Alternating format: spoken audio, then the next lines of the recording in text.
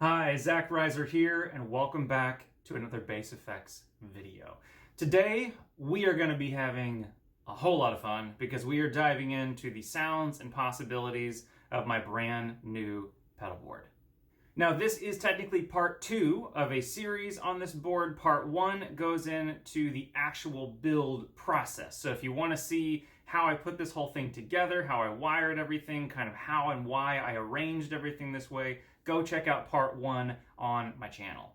Now, obviously, I don't have the time in one video to dive into like a full review of every single pedal on this board. And in fact, I would say about 90% of these pedals I've already done a full review of, and I'll link to the pedals below that I have reviewed already, just so you can see more in-depth content on those specific pedals. So the rough plan for today is I'm going to go through each pedal one by one, basically in signal chain order, and then of course along the way I'm going to be doing lots and lots of pedal combinations because honestly, this board is really more of an instrument than a pedal board, and you're going to see that as we go through here today.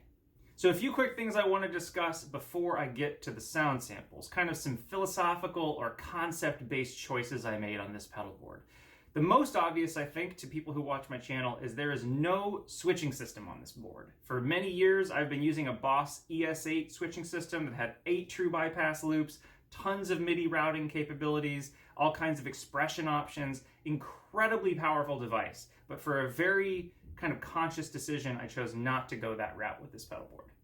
First and foremost, my board was getting so big with the ES8. The ES8 is about yay big, that to have these lovely large pedals, I like big pedals, I can't lie. The Moogs, the Hog, these two guys over here, they're big. And with the ES8, I would have had to have a massive pedal board to have all that on there. So that was one reason for not choosing it.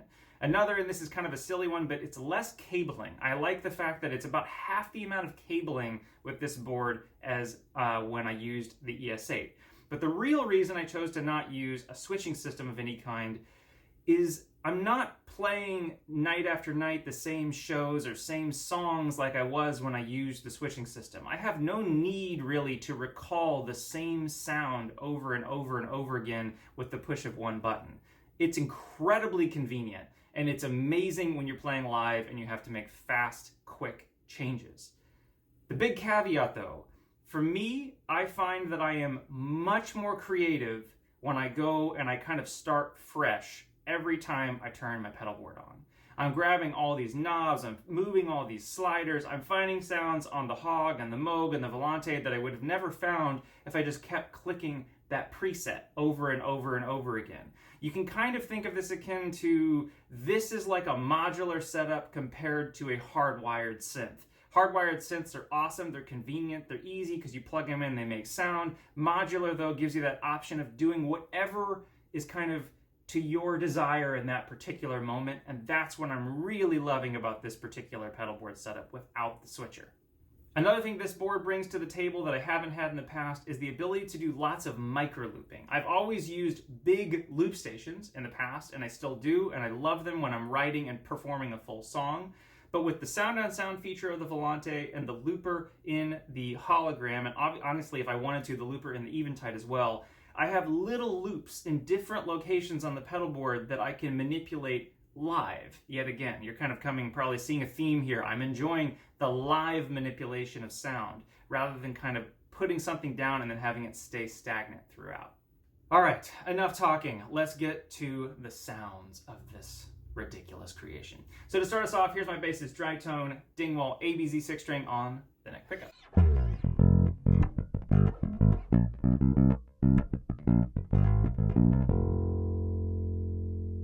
Now, another first for this pedal board. To start us off, I have an always-on pedal. Obviously, I turned it off so you could hear my dry bass, but I am using the Empress bass compressor on 100% of the time.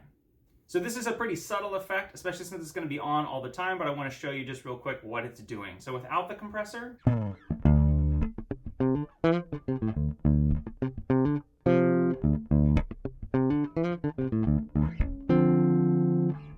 with the compressor.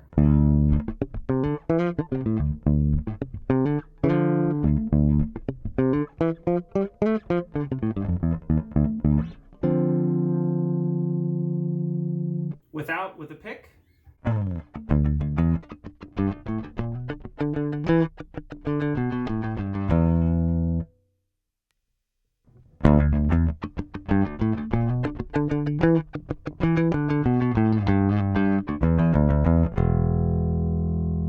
So as you can hear, it's nothing crazy, it's pretty subtle. It's giving me a nice little bit of volume boost because I found that a lot of the pedals on my setup work a little bit better with a hotter signal. And then it's just kind of rounding out my sound. But yet again, my dynamics are still there, and that's what I really like about this compressor. So let me kind of show you the dynamic range you have, even though my compressor is always on.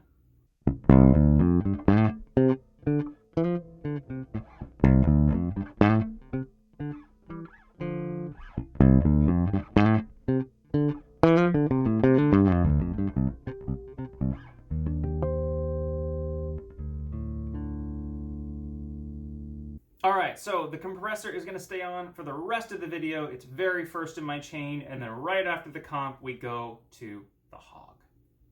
Honestly, I feel like the Hog 2 is one of those pedals that's kind of slept on for some reason. I don't really understand why more people don't use it, and I think it's because most people don't really understand what it can do. So, obviously, it is a octaver or kind of harmonizing pedal. But that's not really what makes it cool. The thing that really makes the Hog unique is these two sliders right here, and then the expression controls, specifically the freeze-glitz options. So one of the most basic things I use the Hog for all the time is a kind of classic harmonized setting for fast runs or leads or bass lines. I'll use the 5th slider pretty often, which gets me this lovely sound.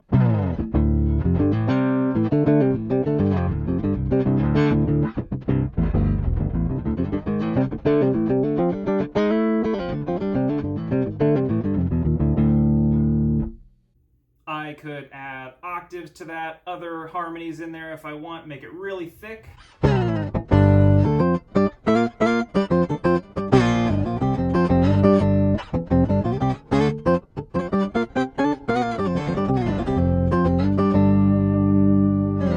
Now these kind of sounds are cool, but where, like I said, this thing gets really special is in these sliders when you turn the envelope on. But for instance, I can just take off the transient of my note, which immediately makes it more synthy. So without the envelope, and then just taking off a little bit of the transient.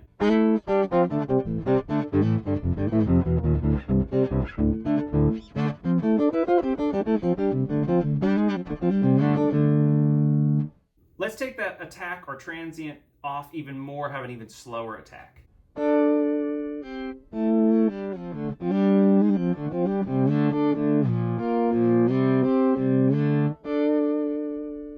This, combined with delays and reverbs, you're already basically playing a synth. Taking the attack slider down even more and then adding quite a bit of reverb from the Meris Mercury7, let's hear some synthiness with just the Hog and the Mercury7.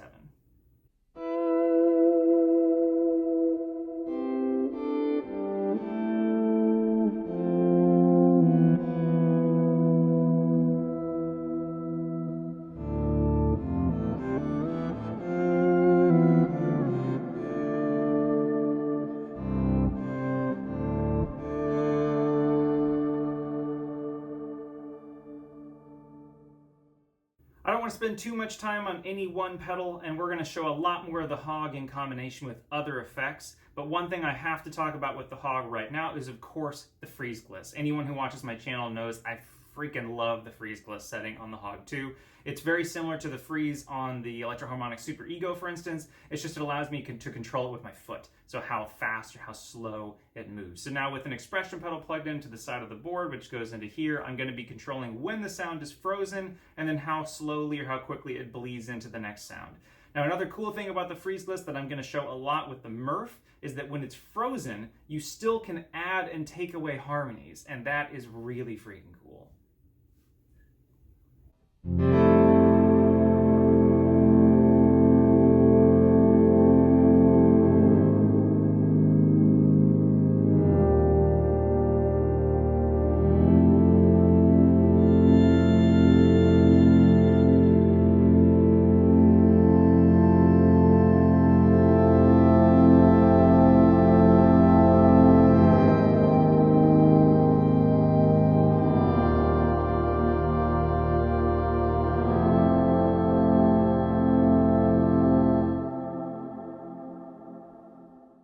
So, after the Hog 2, something special happens. I'm using the Hog 2 for one other purpose, and that is to split my signal. So the Hog 2, yet again, is second in my chain. Really, it's first in my chain because this is always on. So it's basically always getting my dry bass's signal. And I'm taking the direct output, which is always on the Hog 2, even if the pedal's off, and I'm sending it to the more louder, which is just a boost pedal, and the more louder is being sent to the low pass filter's trigger input. And we're going to get to that a lot more in a minute, but for now, just remember that I am splitting my signal at the Hog 2. From the output of the Hog 2, we are going to my tried and tested and beloved Boss OC2. The OC2 is the pedal I have owned the longest. It has always been on my board, and I doubt it will ever leave unless it dies, and that would be a sad, sad day. This mod was done by JHS way back when I still lived in Kansas City. They don't do this mod anymore because they've grown to be bigger than a mod shop, but essentially what it does is it turns off my dry signal. So with a click of a button, I can go from a standard bass octaver with my dry signal in there to that fat, subby, pure sub-octave tone. So since this is on, I'm getting my dry signal in there, so this is going to be that classic, funky, fat, standard octaver sound.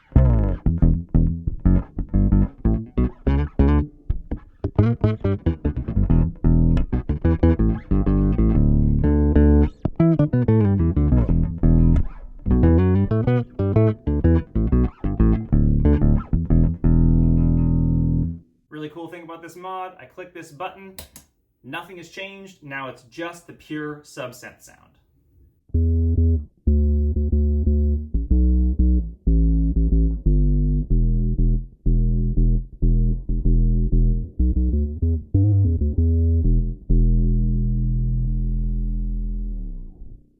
We're going to come back to the OC2 a lot, like I said, but let's move on to the Bead Fuzz. So the Bead Fuzz is a Brassmaster style fuzz pedal. This is going to get you a lot of very synthy, spitty sounding fuzzes. You're not going to get like big muff sounds out of the Bead, for instance.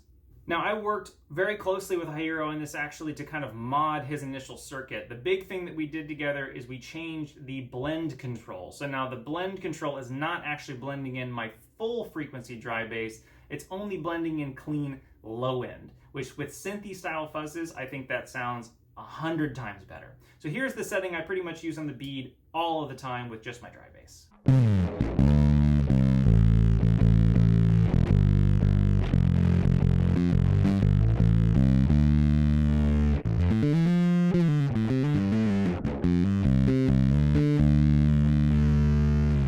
That alone is just a killer lead sound if you throw on a little bit of delay or reverb, so here's some delay from the Strymon Volante with just the Bead.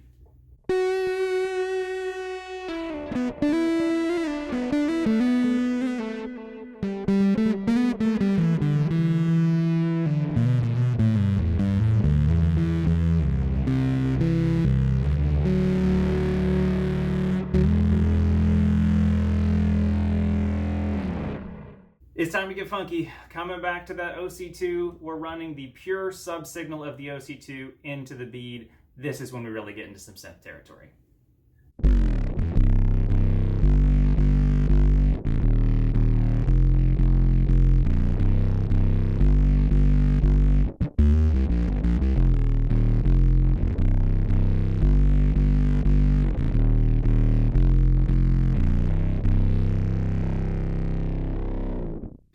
get into lots of combinations with these two pedals and the filters, but really quick, I do want to just show these two guys running into kind of a detune or a chorus, and this gets you kind of that detuned oscillator sound.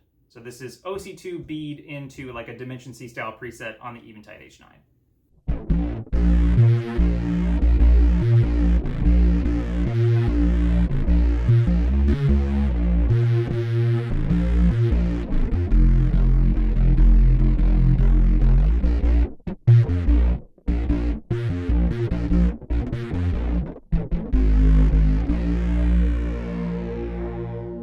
Before moving on from the bead, coming back to this lovely Hog 2. What you run into the bead does pretty drastically change what it sounds like. So I've been running this big fat kind of sine wave sound from the OC2. Again, sounds like this. But now we're going to run that harmonized sound here. So what I'm going to do is take a lower octave and an octave plus a fifth from the Hog. By itself, it sounds like this.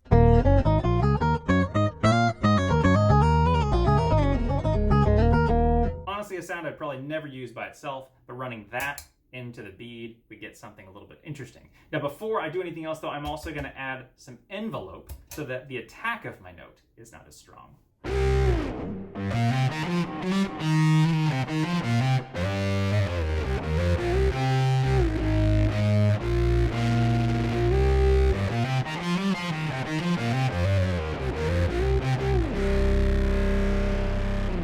One other setting for you with these two pedals for right now. I'm just going to take an octave up, a little bit of a fifth, turn that spectral gate on, and I'm going to make my attack very long.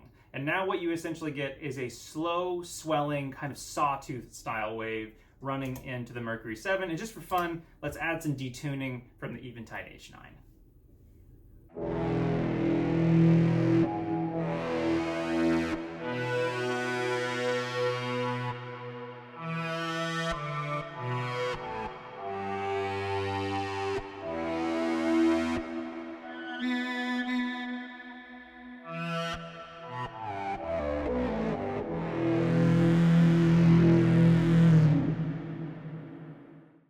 Getting away from synthiness for a second, we're going to move on to the Alpha Omega Ultra from DarkGlass. Now, I have never really been a DarkGlass fan until relatively recently, and that's when I discovered the Alpha Omega circuit. Specifically, the Omega side of the circuit. It is maybe one of my favorite medium gain drive circuits I've ever played through. Very dynamic, it's a little fuzzy, which I like, and it's got kind of a lot of character without overtaking your signal too much. So here is the Alpha Omega as I have it set up right now.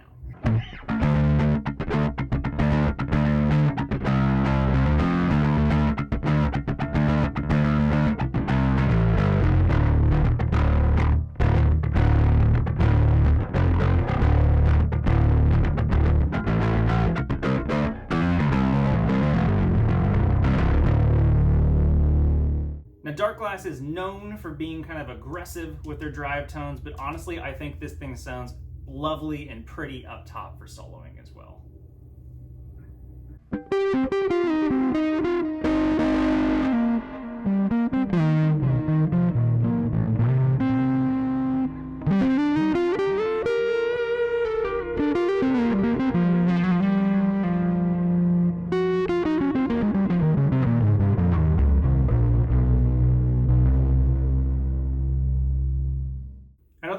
The Omega is kind of a less intense version of the bead, so if I don't want that full brassy sawtooth kind of sound, I'll run my OC2 into the Alpha Omega Ultra and you get this nice kind of medium gain synthy sound.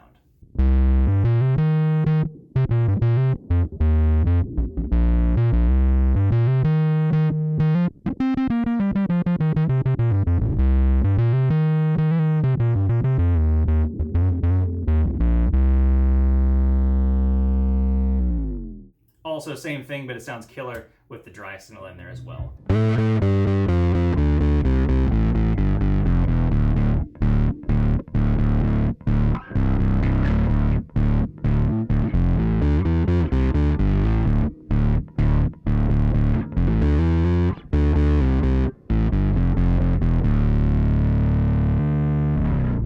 This little unassuming gray box in the middle of my pedal board is maybe one of those pedals I have a very hard time explaining even why I like it as much as I do. But this is the Fairfield Circuitry Randy's Revenge ring modulator.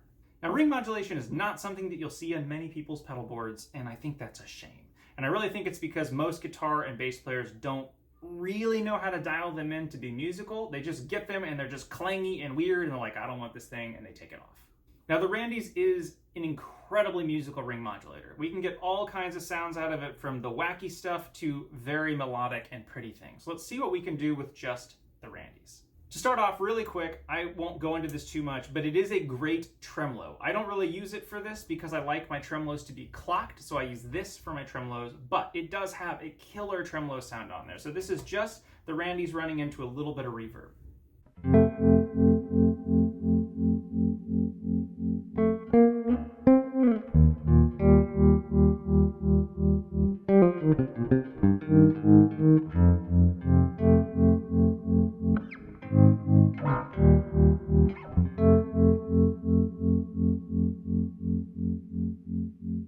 Now, I'm going to talk about this feature of my pedal board a lot more as we go on, but the Randy's is one of the places I love using it the most. The MF-101, this low-pass filter, gives you an envelope output. So I can send my envelope anywhere I want on my pedal board. And specifically, I have routed one of my jacks over here to be the expression input on the Fairfield. So now the envelope of my 101 is going to be controlling the rate, or the speed in the case of a tremolo, as I pluck. So the harder I pluck, the faster the tremolo goes. As the note dies, it goes slower. Very cool sound.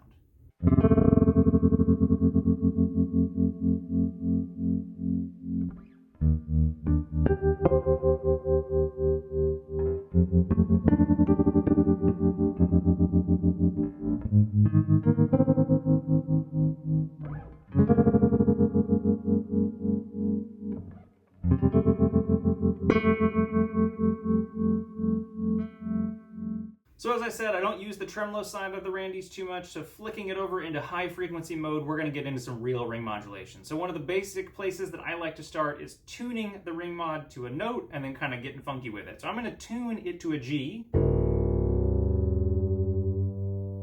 You can hear when it hits there because it's nice and pure. And now anytime I play a G or a D, something consonant with a G, it's going to sound very pure, and then when I get outside of those notes, it's going to get clangy and weird.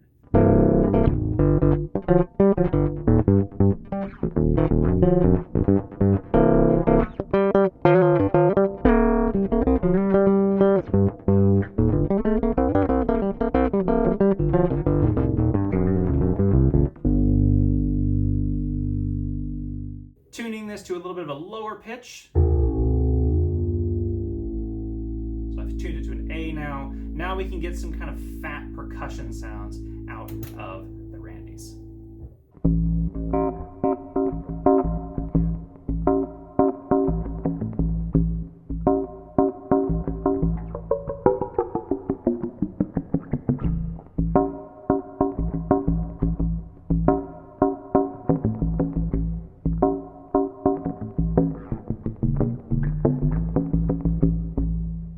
Another way I love playing with the Randy's is with an expression pedal plugged in. It's going into the rate on the Randy's, and so now I can get those lovely kind of upper end sample rate reducing, bit crushing kind of sounds and slowly drag them down with my foot.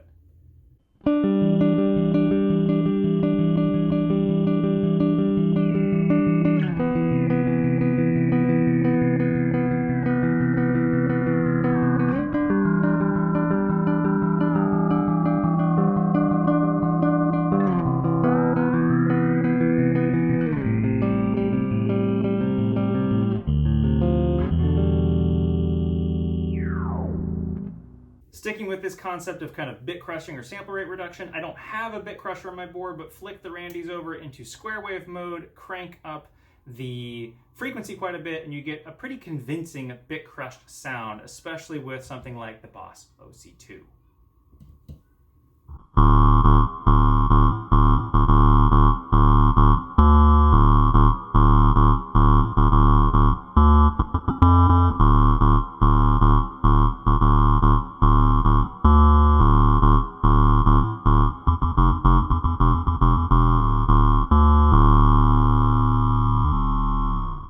Moving in to a pedal that has also been on my board for a very long time in some sort or some fashion, which is the Eventide H9.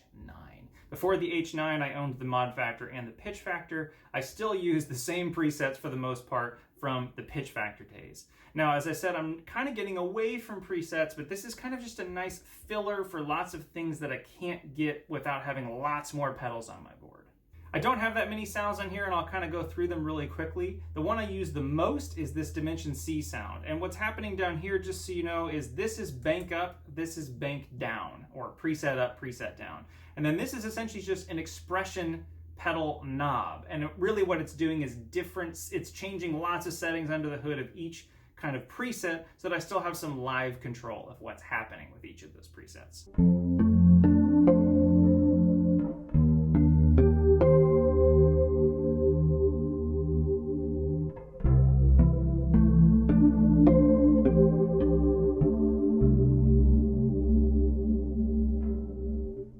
Next up on the Eventide, I have two tremolos. So I have a harmonic tremolo and like a choppy tremolo. Honestly, I use the harmonic one more just because I love harmonic tremolos. Here's a little bit of that with a little bit of reverb.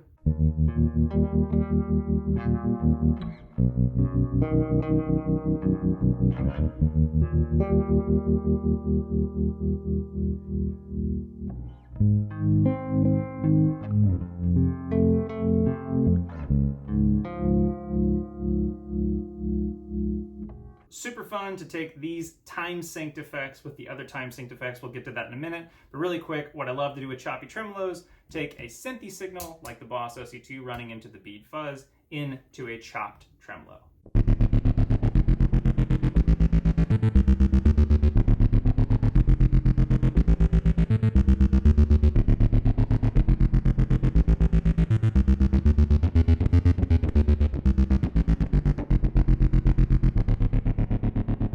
Not going to go through all the presets in super detail, but I have a quick harmonizer on the H9, and a lot of people might be wondering why I have a harmonizer, because I have a harmonizer right here, and the reason is pedal chain order and the way they process the signal.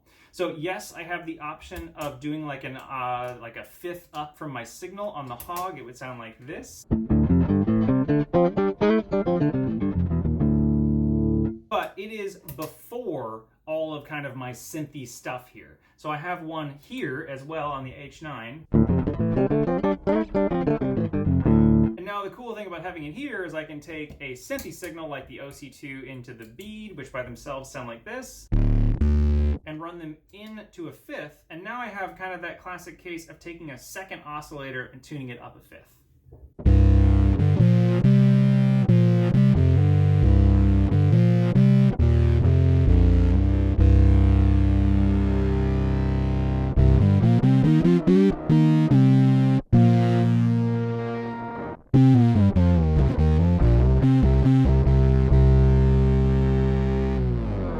The next two presets on the H9 are smart harmony presets. They're diatonic and they're incredibly cool. I don't really know of any other pedal that can do full 4-part harmony like this, and you can set it up however you'd like. So they allow you also to add a little bit of delay, so it has kind of this like arpeggiated harp vibe. Yet again, go check out my full review of my Pitch Factor presets and you'll see this in more detail.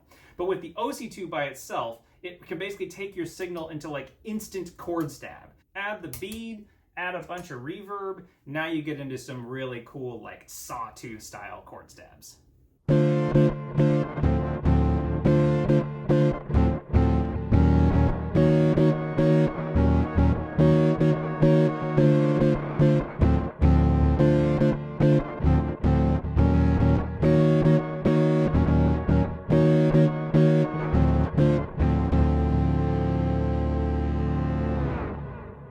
Going up a preset here, this preset has a little bit of delay on the harmony, so it kind of makes that harp effect like this. And that by itself sounds kind of silly, but running it into a delay that is clocked to the same time is a very cool sound.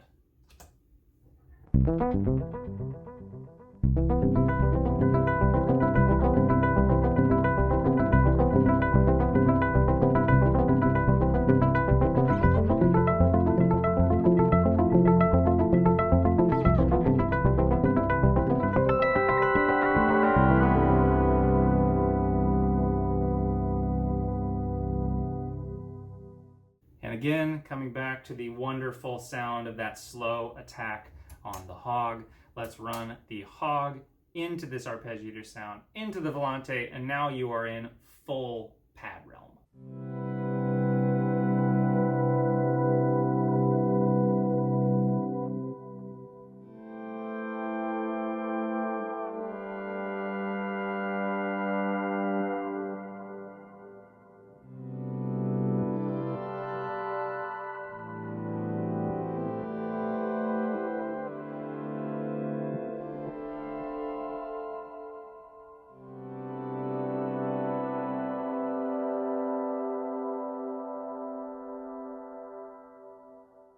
All right, time for some big time explanation coming because we are moving into my beloved Moog MF-101 low pass filter.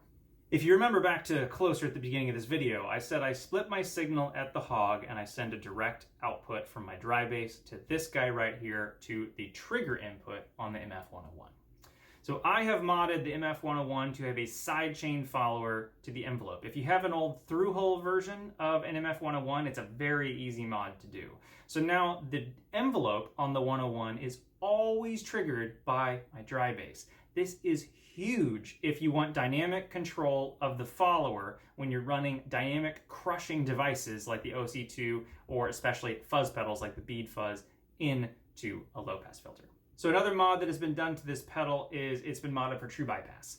And I did that for two reasons. One is it's a pretty noisy pedal inherently. It always has kind of a hiss to it, and it's just not my thing. So I wanted that out of my signal. But more importantly, it has no master volume, which really bothers me. So if you get the drive circuit where you want it to have that little bit of color that you want, it is insanely loud. So with the true bypass mod on here, I also put a passive volume attenuator on the back of the pedal so I can set the drive how I like it and still have control of the volume of the pedal.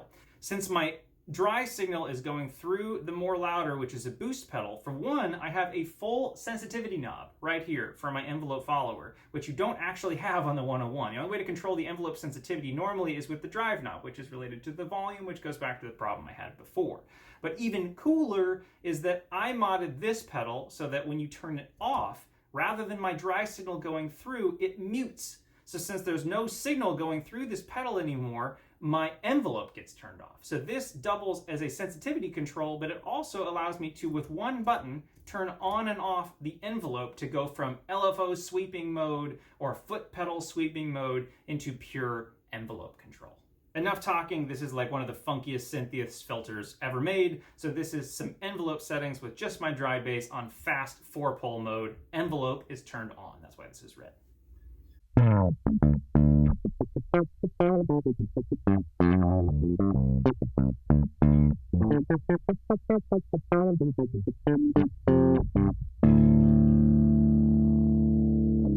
Another setting I really like, 2-pole mode, slow envelope.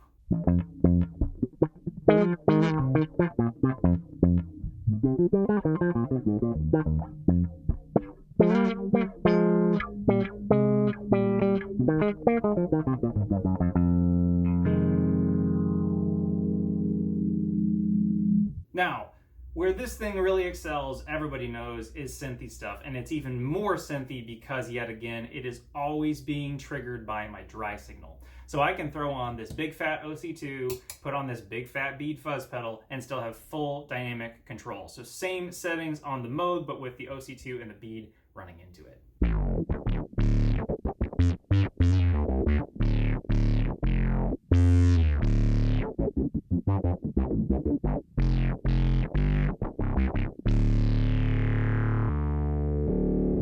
Let's thicken this up a little bit more. I'm putting some Dimension C or kind of detuning on there and just a little bit of reverb at the end of the chain.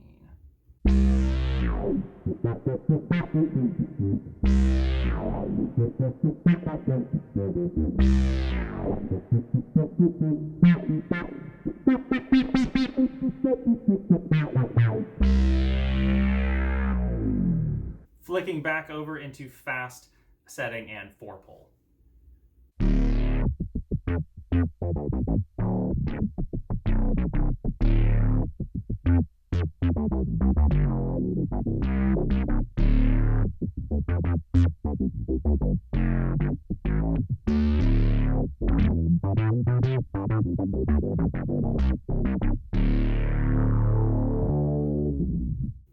have an expression pedal plugged in right here so I can control the filter cutoff with my foot. And again, all I have to do to turn off the envelope is push this button. And now I have no envelope. Envelope. No envelope. Pretty rad. Now I have foot controllable, sweepable filter.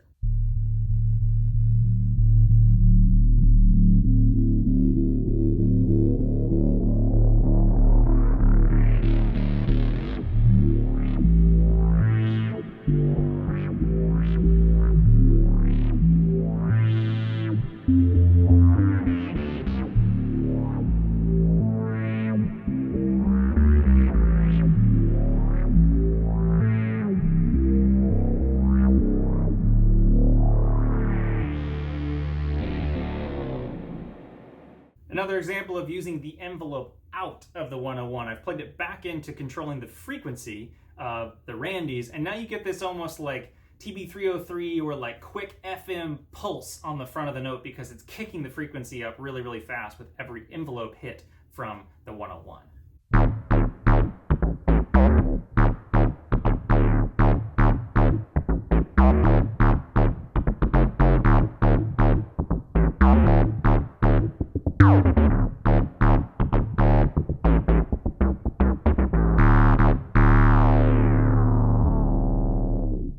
So again, just to be clear, I'm running through the MF-101, so the filter is being enveloped, but also the envelope is controlling the frequency on the Randies, which is coming before the filter. So the extra harmonic content from this is being filtered by the envelope that is also moving the frequency knob. Really cool, very modular inspired pedals talking to each other, kind of the way modules would talk to each other. One other incredibly cool thing about having the envelope controlled by my dry signal is that the envelope on the Hog 2 doesn't affect the envelope on the low pass filter. So now I can take a really cool, slow, sweeping sound into the bead from the Hog that would sound something like this.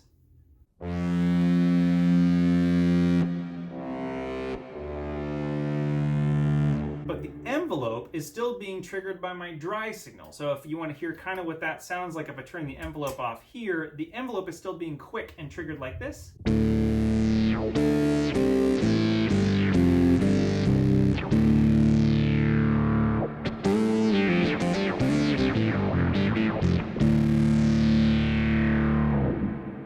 Very synthy. But now let's put the slow attack on. So imagine the volume is ramping up, but the envelope has already been triggered and is coming down, and they kind of meet in the middle.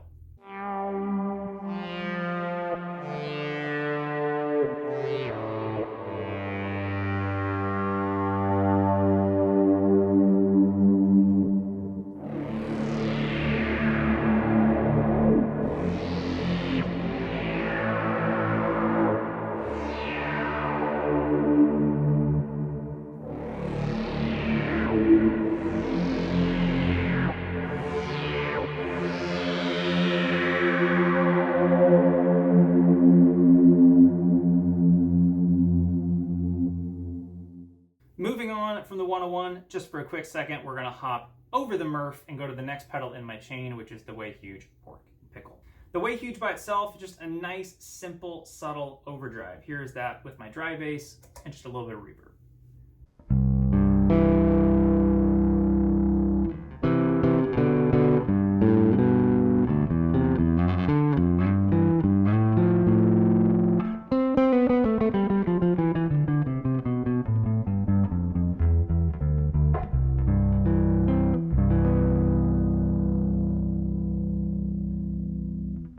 One of my favorite things about the Pork Lane really is just the fact of where it is in the chain. This is something I, for some reason, just haven't done very much. Put overdrives after my filters. And I think it's because I've always loved the synthy sound of running big, heavy things into a filter. And I didn't want to take the space or the time to put something after it, but it's super funky. So just as a reference, this is the MF-101 with the DarkGlass before it in envelope mode. And you'll hear it's got that kind of synthy sound because it's filtering all the harmonics from the DarkGlass.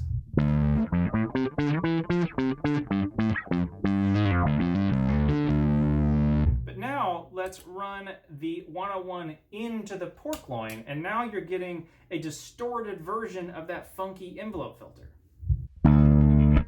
And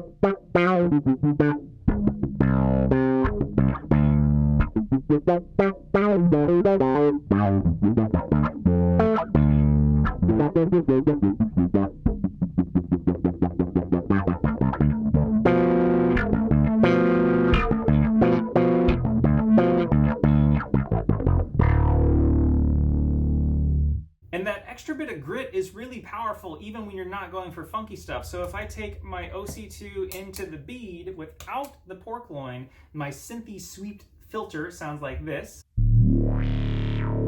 Already killer, but run it into a little bit of extra grit and it just snarls.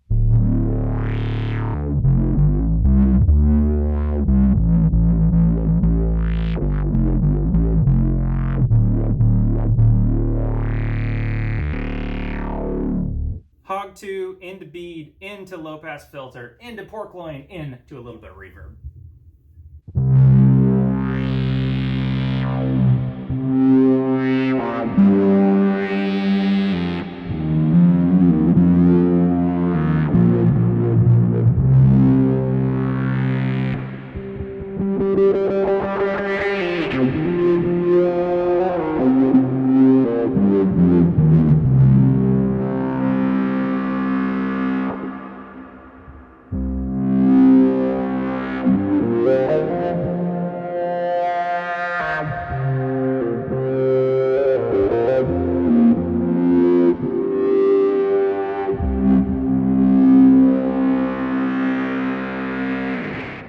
We got to keep moving because this video is getting crazy long, but we got to get into even crazier sounds. So we're doing two big things here moving on to the Murf. One, we are splitting into stereo. So from the Murf Hologram Volante Mercury7, it is a full stereo signal path that is incredible in headphones. It's also incredible in my ridiculous setup now, running matching AccuGroove cabinets and Mesa amplifiers, full stereo on both sides of me, hard panned. It's pretty freaking awesome. The other big thing that happens once we get to this section of the board is the pedals get more ridiculous from a kind of bass player's standpoint. To be completely frank, the Murf and the Microcosm are completely unnecessary, but they're really freaking cool, and this is when this board really becomes less of a board and more of an instrument. Honestly, I have spent like over an hour without my bass in my hands, just running what you're gonna see in a second, the Hog 2 into the Murf, into these pedals. Now the Murf is way too weird of a pedal for me to try to explain in detail right now. It really needs its own entire video. I probably will try to do that because it's one of the few pedals I haven't reviewed yet, but it's just a crazy pedal. Essentially, you can think of it as a filter bank that is sequenced. So each of these little sliders represents a narrow band of frequencies, and the easiest way to hear that is if I turn the Murf on like this with my dry bass, and I turn down any of these sliders, it's essentially just an EQ. So I can roll the top end off,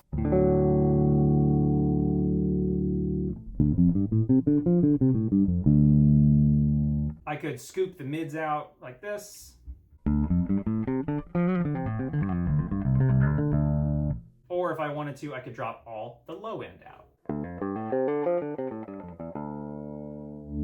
But what the Murf really does is it sequences these filter banks with different patterns. So for instance, I can throw a pattern on. The envelope control, you can kind of think of as the envelope control on the Hog 2. It's like how quickly the note decays or rises on each pulse of the sequence. And with my dry bass, this is what the Murf can sound like.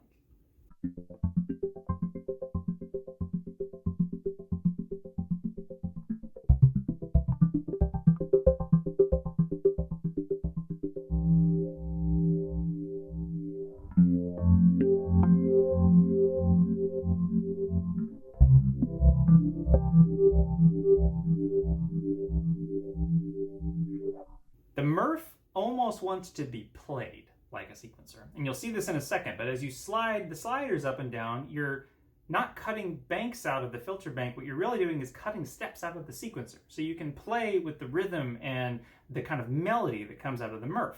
But obviously I need my hands to do that. So what I can do is freeze a signal on the Hog 2, and I could run it through the bead if I want to, which I'll do here in a second. And then I can take that frozen signal and start playing with the Murf in real time. And the other cool thing is that these 4 pedals right here are all clocked via MIDI. So if I tap a tempo in,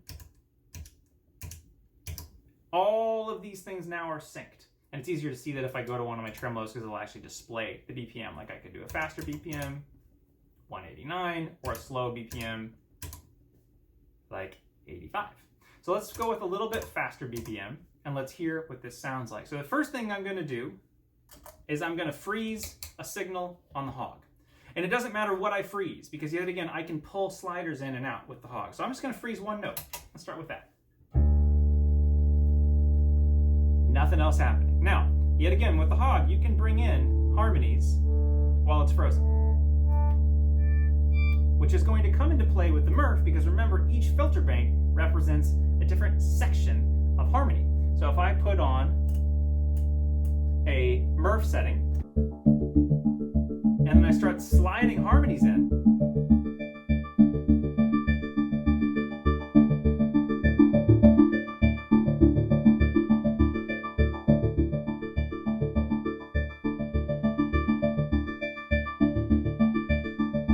now we're getting somewhere. But now if you listen to the rhythm of the Murf, you can start hearing things like there's a low note on every quarter.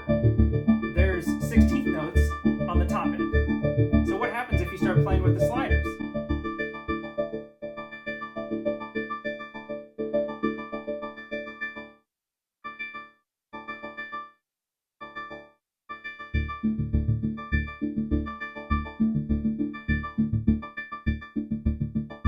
We can play with the envelope on the Murf.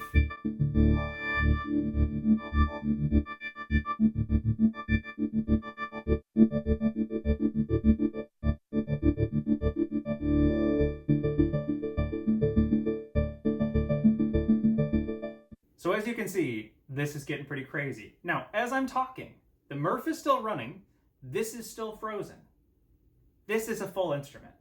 I don't have to do anything anymore. So now let's kind of start playing around with what we can do with this sequencer. Well, one thing we can do is give it a lot more content. So instead of bringing in harmonies on the Hog, what I'm going to do is make the Hog a little bit simpler, and I'm going to bring in the bead. And now notice how much this thing changes when I click the fuzz on.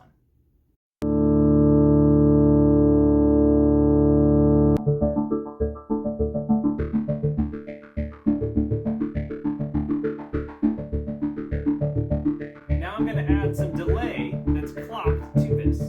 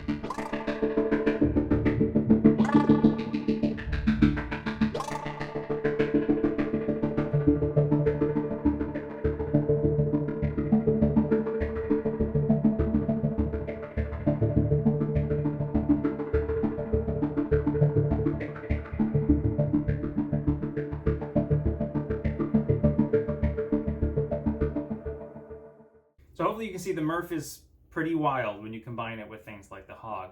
Now honestly, you don't have to go that crazy to get some interesting things out of the Murf. So another thing I like to do with the Murf is change the envelope to be much more subtle, and then change the pattern to be more of kind of like a phaser or a filter. And then you start getting just this nice textural thing on top of your dry bass. So now this is my dry bass running in to the pork loin into the Murf.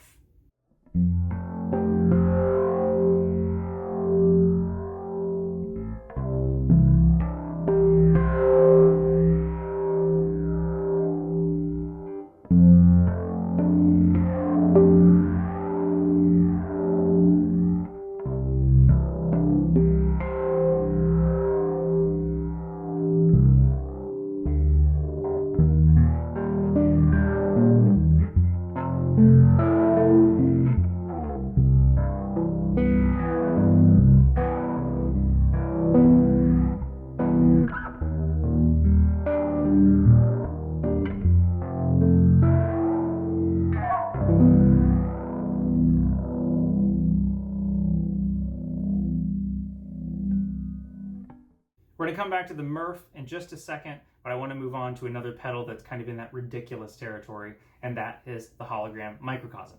Now, I have a full demo of this thing and how crazy it gets, because honestly, it does so many different things inside of it that it's just too much to even show in this particular section of the video. But I'm going to show some of my favorite things I've found in terms of how it plays with the rest of my board. Starting simple, this is the beautiful Mosaic Mode 4 on the Hologram Microcosm in stereo, running into the Mercury7 for just a little bit of ambient reverb. This has its own reverb, but it's kind of reverb on the repeats, so this is just a general reverb as well. Double reverb, why not?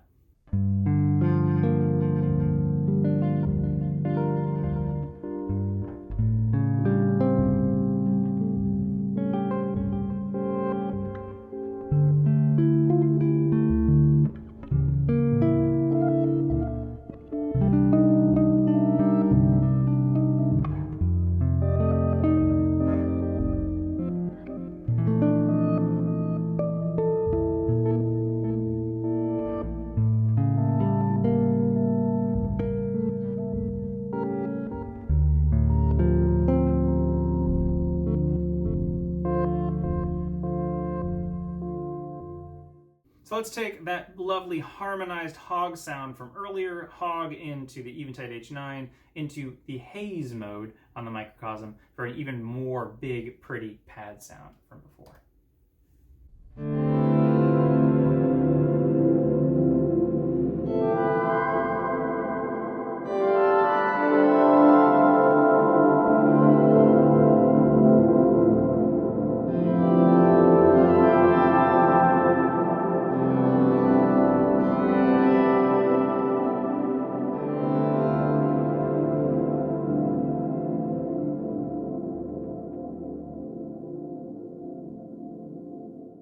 Going back to our lovely friend the Murf, now we got to show the beauty of clocking these two together, because with the sequencer and arpeggiator mode, you can essentially re-sequence the sequence that's happening in the Murf, and it gets pretty wacky pretty quickly. So we're going to run a frozen sound of the Hog 2 into the Murf to start, and then I'm going to start playing with the different settings on the hologram to kind of re-sequence what you're hearing come out of the Murf.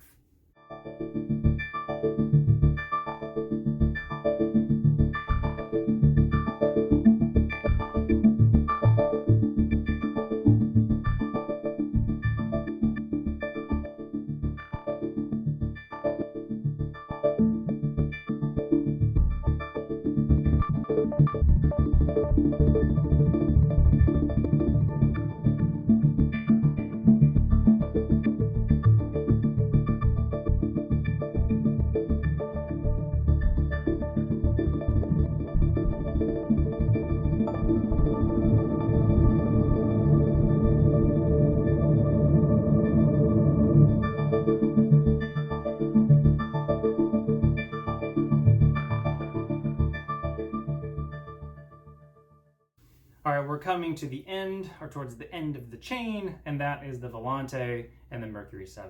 Now, hopefully you've heard throughout this entire video, I constantly turn them on because they just sound so freaking good. The Volante and the Mercury7 I've done full demos of, so I'm not going to go into a bunch of detail on the pedals, but a couple things about the Volante to start. First off, the Volante itself has a really nice subtle reverb. So if I wanted a subtle reverb and I didn't have the Mercury7, the spring reverb is really nice in the Volante. Because I have the ultra plate setting in the Mercury7, I don't use it as much for that purpose, but just be aware, it's there. Now we also have all of the multi-tap goodness that you could want out of a multi-tap delay. So I can have a quarter note delay on, for instance, on the Volante, with all that lovely tape kind of warble in the background. And then let's say I wanted a dotted eighth into the quarter. I have that right here. And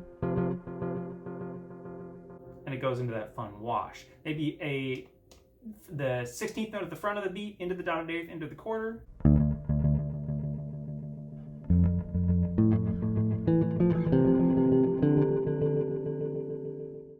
Now let's click this thing into half speed, and now in stereo, this thing is like a pad maker in and of itself, or just it creates a mood. It's really special.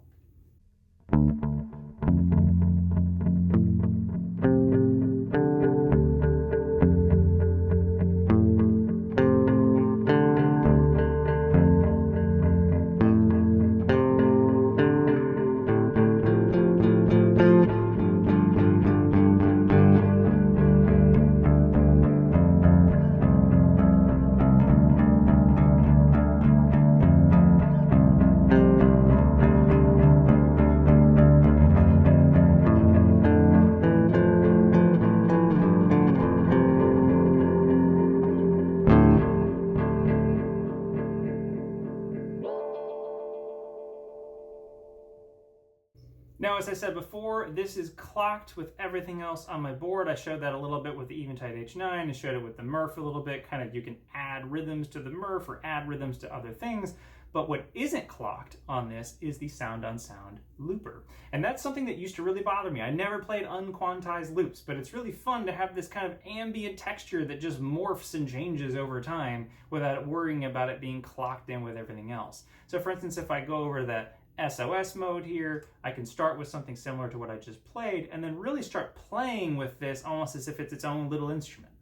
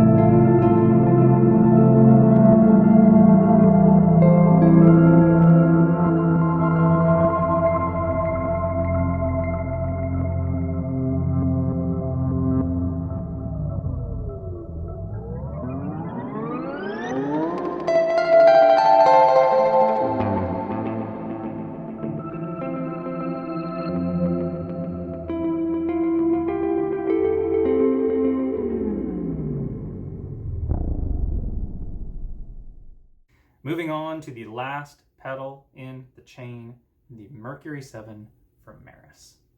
Again, I've done a full review of the Mercury7. It is a special, magically beautiful reverb. It is great for subtle stuff. You've heard it throughout this whole video. Just kind of this nice plate setting that I use all the time with my dry bass, or if I just want a little bit of kind of breath added to things. Here's just my dry bass into the Mercury7.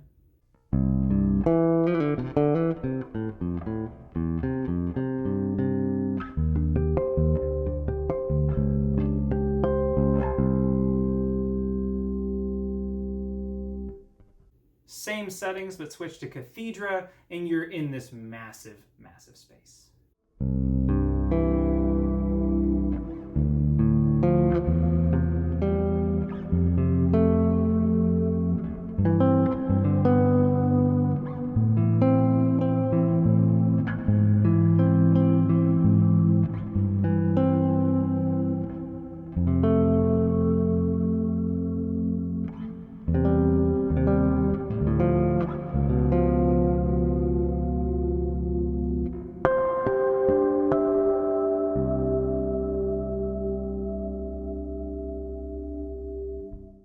And then, of course, if we want, we can crank this decay up, crank the mix up. Let's just go nuts with it here. We'll get that classic slow attack setting running into the Hog, running into the Dimension C, and now let's see what we got.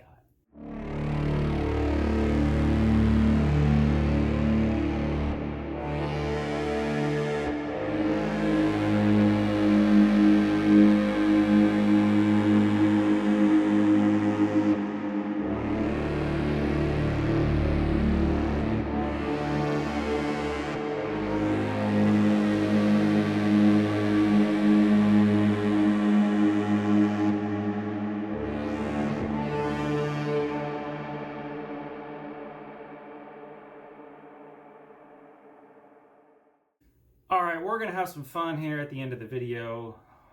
This is just stupid. I mean, this is just stupid, but who cares? So we're going to take the Hog 2 in the slow envelope, run into the bead. We are going to run that into the Dimension C, into the low pass filter, into the Murf, into a little bit of twiddly notes from the hologram, some delay, why not, into the luscious Mercury7. I don't know what this is going to sound like, but who cares?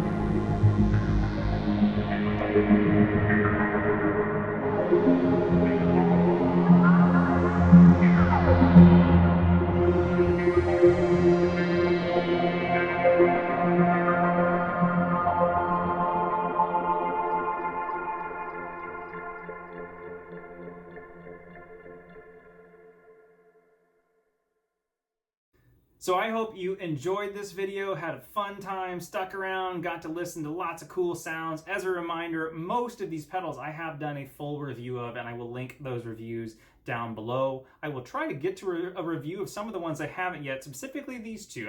The Moog Murfs, for as much as I love them, I haven't really loved them on this channel enough, so that needs to change. If you enjoyed this video, as usual, please like, subscribe, and share. It really, really does help me out the more people I have coming back to the channel. And it just gets me more excited to know there's a community of people out there that are enjoying hearing how far we can take this lovely instrument. Thank you so much for watching.